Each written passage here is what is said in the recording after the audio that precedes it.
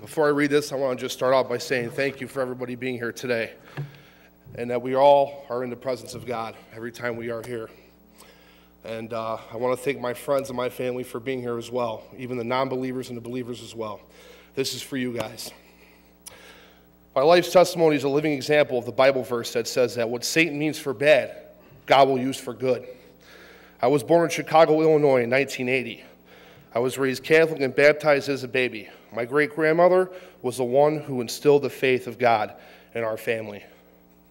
Unfortunately, I was never able to meet her because while I was being born in the hospital, my great-grandmother was on the floor beneath me, taking her last breath. I grew up with my parents in Humboldt Park, and life was hard. I saw my parents struggle to feed us and keep us warm. I watched my fish die one day because we couldn't even afford to keep the electricity on for the tank at times. We even had to heat the house with the oven during the winters.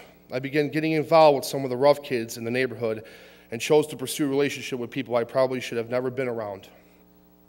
When I was 11 or 12 years old, I became involved with a local street gang called the SGSDs.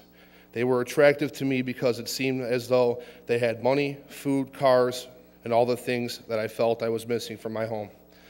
I began gangbanging and committing crimes with the SDs until ultimately I found myself in some of the biggest trouble I'd ever been in my whole entire life. I had quickly risen in the ranks of the gang, and it seemed like my life was finally going somewhere. It was not. By 14, I was already incarcerated in Illinois Department of Corrections, and I was facing 10 years to life. In order to escape this detrimental sentence, I was forced to turn on the gang immediately. All of the people that I had previously considered brothers turned to enemies. The gang put a hit on me and my family. My family feared for our lives, so we immediately moved to Kansas City. Unfortunately, we were unable to come back to Chicago for a few years, and even when we did, the gang was still a threat to the family. In spite of all these hardships I experienced because of my poor choices, I still continued to put myself in dangerous places doing dangerous things. Satan still had a stronghold on the way I lived my life. However, I really believed that I was still close to God and could call on Him at any time. I always remember getting really sick one time as a young child and fighting for my life in the hospital. As I watched my sickness begin to destroy my parents' hearts, I prayed to God that He would not let my parents get hurt by having me die.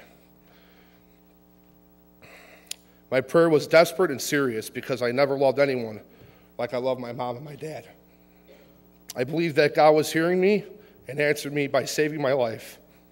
From that day on, I always believed God heard me whenever I called on Him and would answer me. However, my understanding of God, who God was, and His calling that He had on my life was pretty distorted. When my family moved back to the Chicagoland area, I was enrolled in a local high school. That didn't really work out because I had missed the last 3 years of school while we were hiding in KC. I got into trouble at school immediately and was placed in a behavior disorder high school. This allowed me to make quick friends with all the local troublemakers and their families. But little did I know, this was all part of God's plan. God was at work with this network of people, and I was soon going to see what God had saved me for all those years ago in the hospital. Amen. Through the years we formed what felt like tight bonds through crime, drug use, fights, partying, and a lot of hanging out. One of the guys that was a part of this circle was a young man named Johnny Lucas. After Johnny's friend Philip committed suicide about 7 years ago, he began telling all of our network of friends about their need for a personal relationship with Jesus Christ, the true King.